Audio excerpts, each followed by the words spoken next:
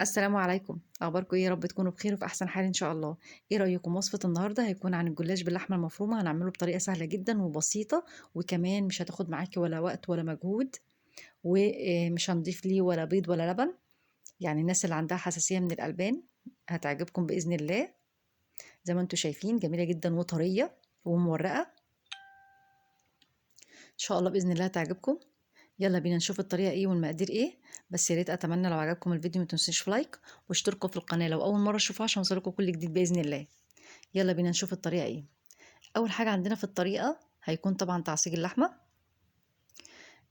طبعا الكمية المتوفرة عندنا ما حطلهاش دهون كتير، طبعا حطيت ورقة لورا وبصلتين متقطعين مكعبات.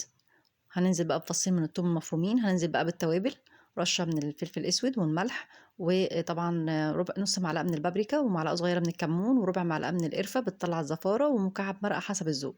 وبكده خلصت معانا تعصيج اللحمة. هنجيب بقى الجلاش اللي طبعا النوع اللي احنا بنفضله يعني. هنجيب بقى الصينية دهنتها، أنا فضلت إن أنا أدهنها زبدة لان انا مش حاطه دهون كتير، فما حبيتش ان انا احط سمنه بصراحه تقيله، وكمان الزيت لو حطيته لوحده هتنشف الوصفه بزياده. زي ما انتم شايفين، وجبت ورق الجلاش وبطلع احط نصها في الصينيه والنص من بره زي ما انتم شايفين كده، بحيث ان انا لما بحط اللحمه المفرومه هتبقى من جواها يعني زي ما انتم شايفين اهو.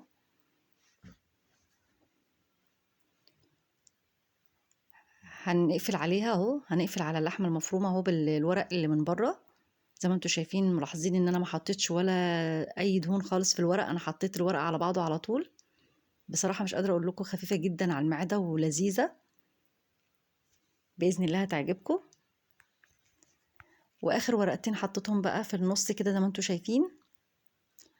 طبعا انا هقطعها معاكم وهحطها بقى في الفرن تشمع مش اكتر، بحيث ان الورق لما جلاش طبعا لما بنحطه في الفرن بيتشمع، الورق بينطر من بعضه يعني. يا دوبك 5 دقايق مش اكتر، يعني هحطها يا دوبك 5 دقايق او بالكتير 4 دقايق كمان. زي ما انتم شايفين هنقطعها التقطيعه اللي بنفضلها، طبعا انا حبيت ان انا اقطعها تقطيعه البيتزا.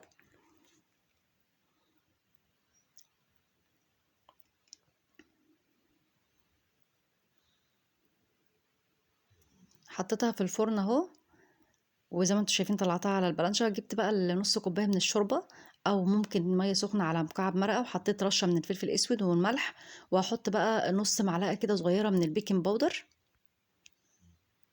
انا ولا حطيت، مش هحط بقى ولا بيض ولا لبن ولا اي حاجه، زي ما انتم شايفين. هسيبها تتشرب حاجه بسيطه كده، وبعد كده هحطها في الفرن، يعني هتاخد معايا حوالي 35 دقيقه. ما شاء الله طلعت معايا جميله جدا، انا غطيتها اول ما طلعت معانا. بسم الله ما شاء الله، طريه جدا ولذيذه ما شاء الله، والصينيه ما فيهاش اي حاجه خالص. مش شايفين، مش ملزوق فيها اي حاجه، جميله جدا ومورقه، بجد تحفه.